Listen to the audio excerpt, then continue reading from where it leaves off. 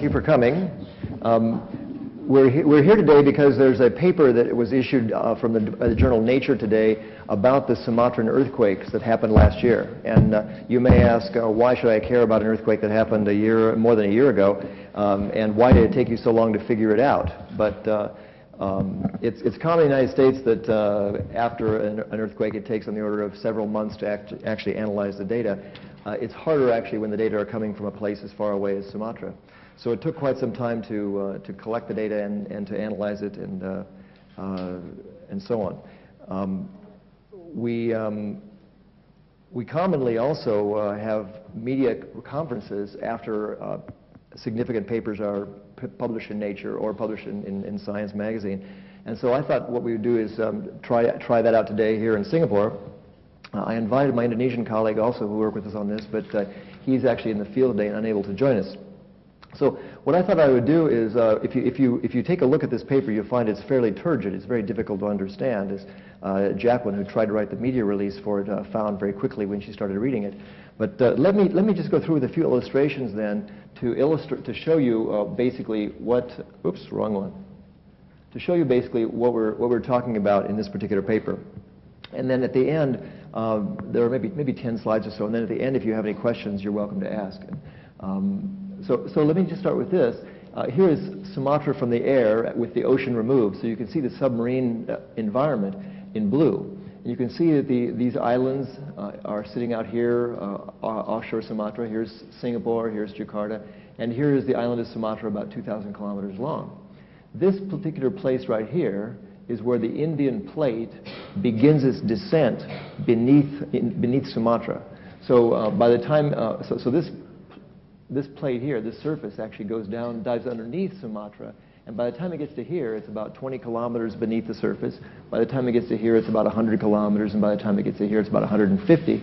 By the time it gets to Singapore, well, we're not even sure it's beneath Singapore, but it would be on the order of 1,000 kilometers or more below Singapore, and not seismic beneath Singapore. But this uppermost part is actually seismic, and it produced the earthquakes last year.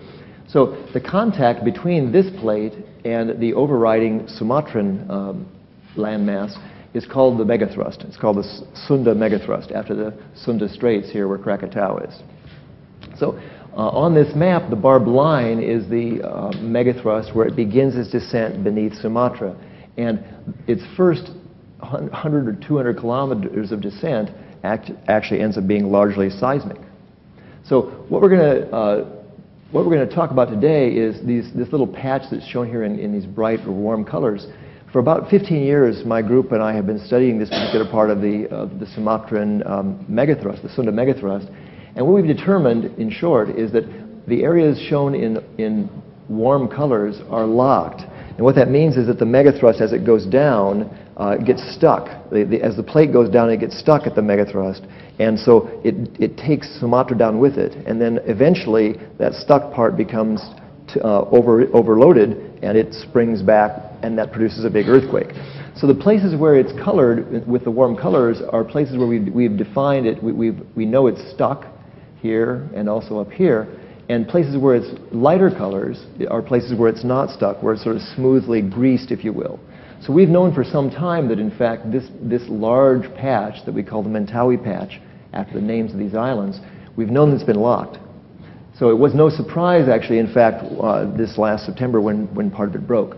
Now, we've used corals to figure out that, in fact, the last time it broke was here in 1797. Roughly this patch broke. And then in 1833, it broke again, 35 years later. So the whole thing basically ruptured last 175 to 210 years ago and has done nothing since. Okay, so what we've found is that, in fact, in 2007, in September 12th and 13th, this part of it broke right here, the part outlined by this blue, and also 12 hours later, this 7.9 occurred. All right, so here we have a 7.9 and an 8.4 compared to about an 8.8 and a 9.0.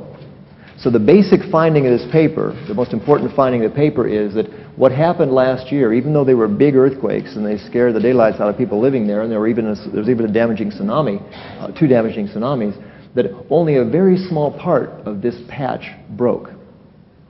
All right? And so the question that remains, which we can't quite answer today, is when will the rest of this go? It turns out that these earthquakes added up, the slip during these earthquakes added up is only about a quarter or so of what happened during what's been stored since the last big earthquakes 175 to 210 years ago.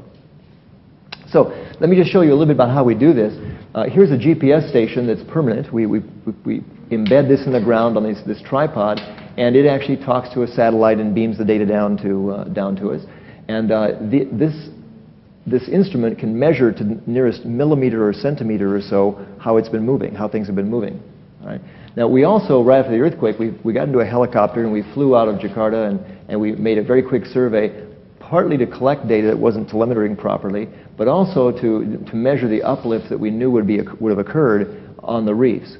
So, for example, here's a little island. Before the earthquake, that was the beach, okay, and this was the coral reef. Okay, and it was living. At the time of the earthquake, it rose about a meter, and the whole reef came out of the water, and all the corals died. So here, for example, is that reef.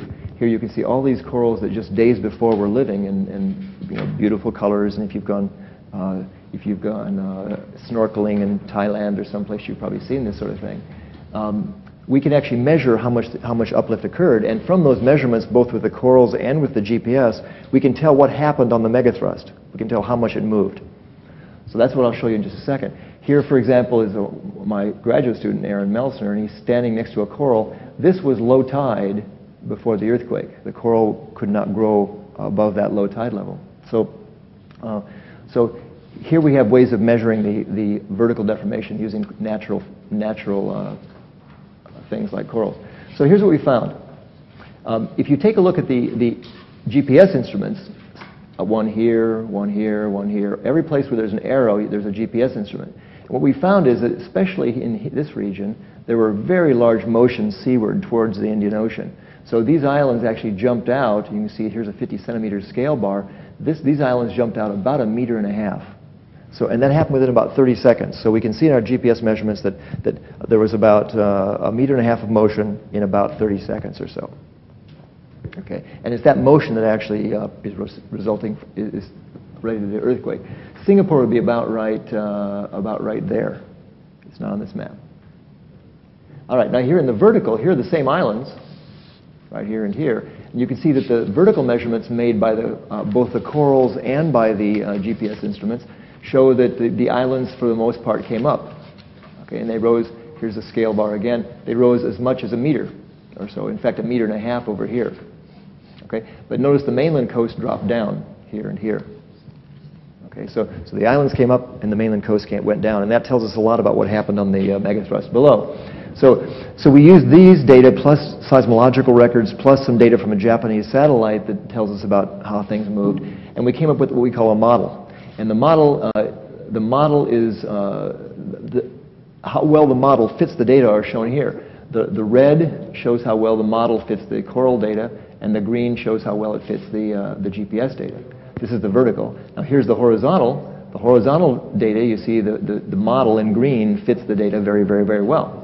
So let's see what that model is. Here's what actually happened during the earthquake.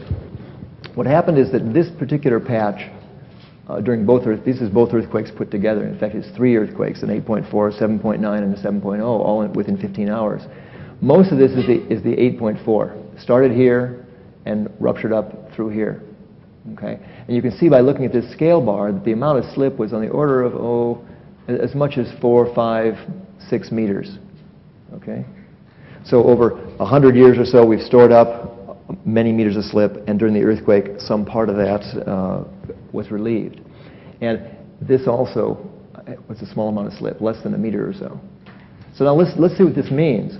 It's really clear from our analysis. Now, this will be my last slide, but I have others if you want to look into detail about the earthquakes, and we'll put this on the website so you'll be able to get more details if you want.